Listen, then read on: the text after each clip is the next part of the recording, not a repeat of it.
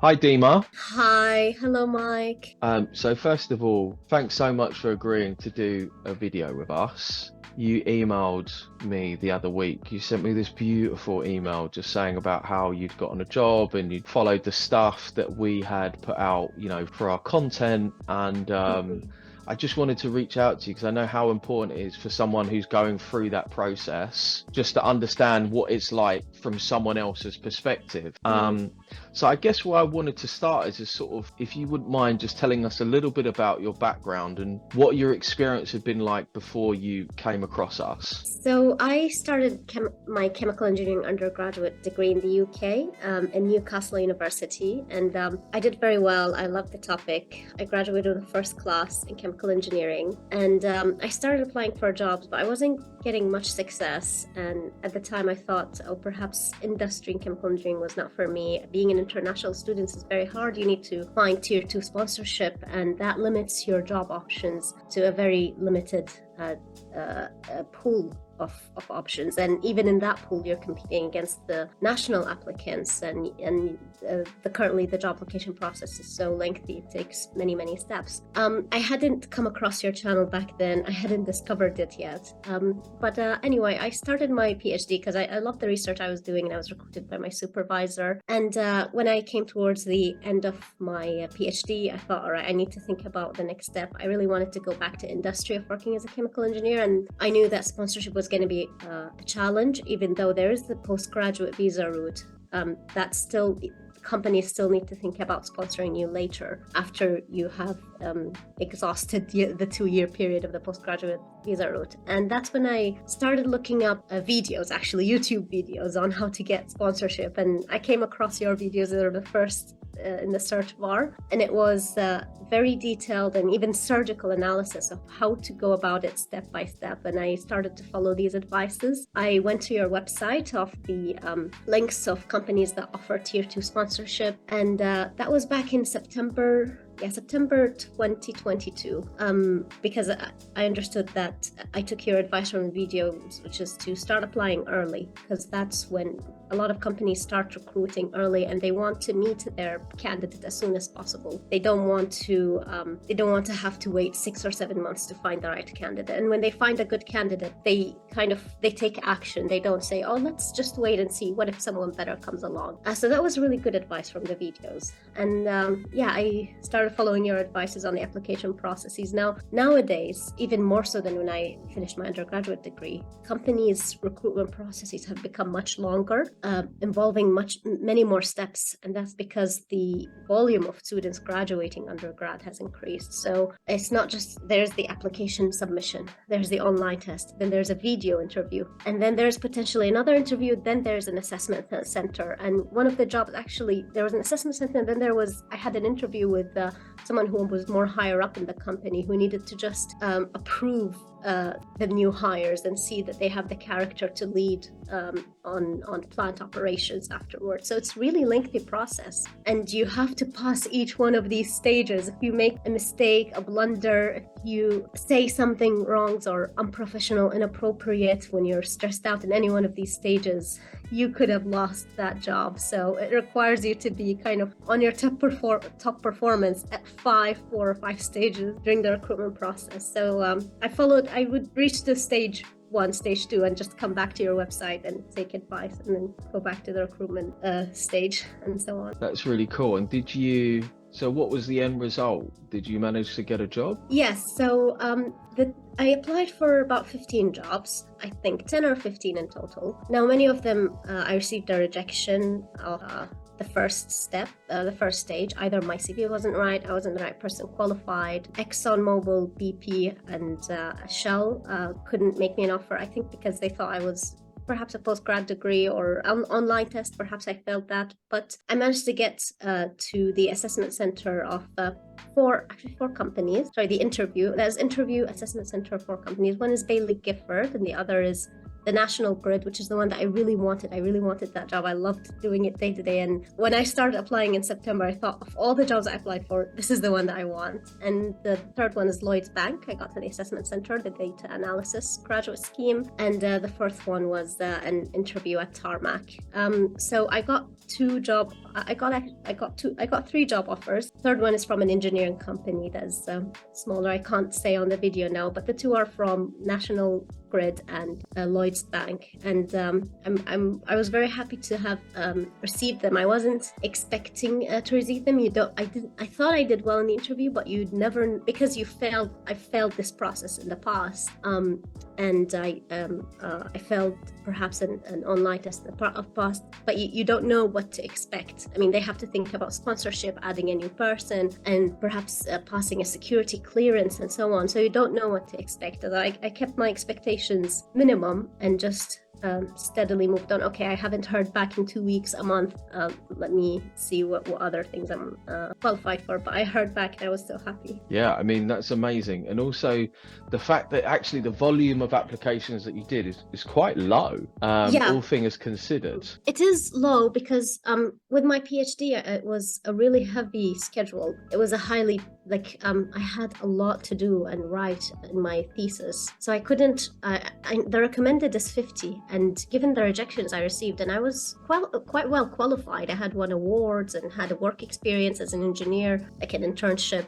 So I was surprised when I was getting 10 that rejected me off the bat. So that when I received the rejections, I understood why you have to apply to so many, because you don't know which one that will actually be able to take you in. And these companies, a lot of them, they might advertise a job that might have an internal candidate. They might advertise a job they immediately first meet someone for, or they might advertise a job and they receive no applicants and you are the good candidate. So you really don't know which ones are going to accept you. So do apply for a lot. I couldn't because I didn't have enough time, but I definitely put high quality applications, targeted high quality applications. And for Lloyd's Bank, I mean, their recruitment process is quite extensive. They have a coding coding exercise that you have to do, which of course it's kind of there are many websites that you can learn how to code and so on. So I think quality is important. Like none of the two job offers that I got, I put a lot of effort into that application. I didn't get a job offer that I didn't put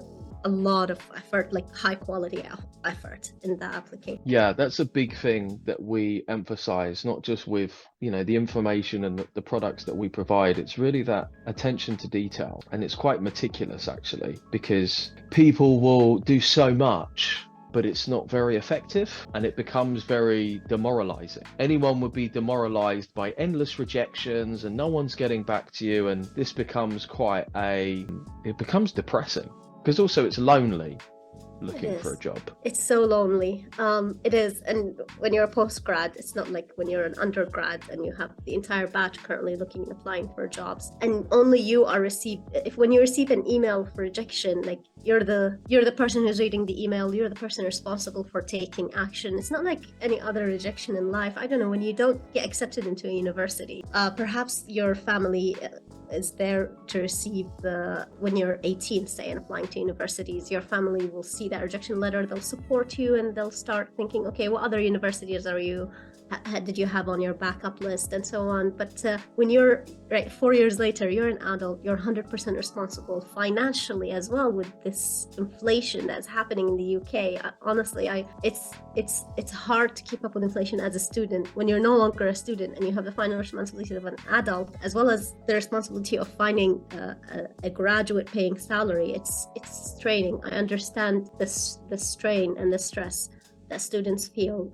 but like you mentioned in your videos, the UK market is a customer-based market. It's very fast-paced market. There is room to absorb graduates, and you just need to find the opportunity that is a right fit for your skill set. As an international student, of course, you need to look for due to sponsorship or anyone who can accept the postgraduate visa route, but make sure that your skill set is a match for that job. And if you actually look back, some of you students may have received an internship or a placement, some of you may have done one, you'll find that you were suitable for that placement. I mean, any placement I did, such as the one in Cummins, or I was a suitable candidate. I never got a job that I didn't receive an offer for a job that I wasn't a suitable candidate. So when you apply for a job and you think, okay, I might be not the best qualified, or it might be not within my skill set, then the employer might actually also detect on that. The employer might actually, if they have someone who is more closer to the skill set, they might choose them. So if a job requires programming and you're perhaps an engineering student but don't have any experience in programming and they required a certain level, then you're at a weaker starting position. But if a job required knowledge in mechanical design and you have that knowledge, then you are at a step above other candidates. It's good to know what your colleagues are doing on a day-to-day basis. So if you're joining a company and your colleagues are building financial models on a day-to-day basis, and you probably were involved in a society that build models, for example, the Data Science Society at Warwick University, they build models to predict Premier League champions this year. So anyone from that background will be suitable for that job. So they will if they get an applicant from that background, they will prioritize them over other candidates. So recognize your skill set and be able to target companies that are suited, or that you are like the prime. So your prime number one applications where you put the most efforts are the ones that are suited to your skill set. And if you didn't succeed in those, then you can look at broadening your search base. Yeah, I think that's brilliant advice. And I guess what I wanted to sort of end on is, imagine somebody just like you 6 months ago, 9 months ago, who's basically frustrated and they've just come across this video and they're like, okay, so that's cool, Deema did it. So how would you suggest to them, sort of, what are the steps that you would suggest that they take in order to increase their chances of getting a job or increase their chance of success? Yeah. I understand the frustration and everyone feels it. I want to say to them, first off the bat, allow yourself to feel that frustration. It's a competitive market. It's normal to receive rejections. Just move on and learn from the rejection. And secondly is to keep in mind that a job application, from submitting application to the offer, there's 6 months period actually. And don't be put off. Have patience. Don't be put off by the long waiting times. The companies need a lot of time to process documents, especially if you're applying in September. Remember that Christmas period. There is no work going on in that Christmas period, so that's a dead time for companies. So if you're starting just now, remember it's a long process, it's gonna take 6 months, and approach it step by step. So you've found the job offer that you want to apply for. Say it's working as an investment banker at I don't know, Lloyd's and a banking scheme or so on. Then you have identified, right? You have in front of you the application process. Fill that to the best quality, tick, and then wait to the next step. And now the second thing is online tests. Practically 70% of tier 2 employers require online tests before you get to that interview stage. So it takes a lot of time to practice for those. I understand, but it's become a necessary step. It's as important as having a good CV, even perhaps more important than having a well-structured CV. I know there are some websites that are good, such as jobs online test. There are a few websites that I used that enhanced my numerical tests and my situational judgment test as well. Now I didn't struggle in numerical because I had a background in engineering, but a situational judgment test is where I found myself not scoring very high. I didn't, you disagree on what's the right option, but after a few practice rounds, I can see there's always like the professional and the good action to take in any situation that emerges as one of these options. So it's good to practice on those. Perhaps practice with friends as well. With situational judgment test, it was helpful to get a friend's perspective. What do you do in this situation? How do you handle this customer? How do you handle this colleague? And that was helpful. So practicing online tests and take things step by step. And of course, as you always advise, start early. Yeah, I mean, I think that's brilliant advice. And one thing that you really comes across for me with you is that you were very systematic. So you really leaned into the process that we outline, which is basically, look, if you just do these things, you will be successful. It's a systematic process which you have to work through, and also just a really healthy dose of realism. Like, it is hard. I think even irrespective of however long that I have done it or witnessed people doing it, they always say it's one of the hardest things that they've ever done. Always say that. Even when I deal with clients who I've worked with years ago who are changing companies or moving up in seniority in the company that they're at, they're like, and I'll be like, oh, do you remember, when you got a job? And they're like, dude, that was so hard. It was really hard. And a lot of it is down to, do you feel a lot of it is just down to resilience and just not taking it personally, right? Yes, definitely. Because a lot of you would have studied well, done well in your degrees. If you're pursuing jobs at such resilient and persistent attitude, then you're probably a persistent worker. And you've probably graduated with a 2-1 or a 1-1 from a good university, a Russell Group university, and you're wondering, why am I not skilled enough for the job market? And you perhaps when you see the rejections, you start wondering, is something wrong on my CV? Have I not got the right experience? Am I not qualified enough? But then you see other colleagues who have had less qualification than you, who've managed to get the job of their dreams within the UK. So it's a systematic process, almost independent of how well you do in your studies. Actually, that's what I found, in that you can graduate with a 2-2. I don't know about a third class, but you can easily graduate with a 2-2, and a 2-2 is not a humongous effort, depending on the degree you do, but it's not a humongous effort to get a 2-2 and manage to get the job of your dreams because you followed that systematic process perfectly. You've done perfectly in your interview, and you've done perfectly in your online assessment. But if you can graduate with a 1-1, and it can feel like a struggle, and you receive a lot of rejections, even though you have a 1-1 and you have a good understanding of your field, but it's because you're not doing that process. You're failing one step of these processes. Either you're failing the online test, or either you're showing up to the interview a bit stressed, a bit nervous, not knowing enough about the business, and that's when you fail and start wondering, well, am I not good enough in my field? Am I not qualified enough to enter the workforce of my field? So it is a lot about resilience. Definitely don't take it personally. You are highly qualified. You got your degree from a highly ranked UK university, and you just need to make sure that you follow the right process step by step, and take Mike's advice. He's been doing this for many years. It is a process, like you said. It's like a system. It's like studying another module in your degree. Like, you've studied perhaps engineering or finance. A module to add to that is job hunting, right? Chapter 1. What's chapter 1 in job hunting? This. Chapter 2, job hunting.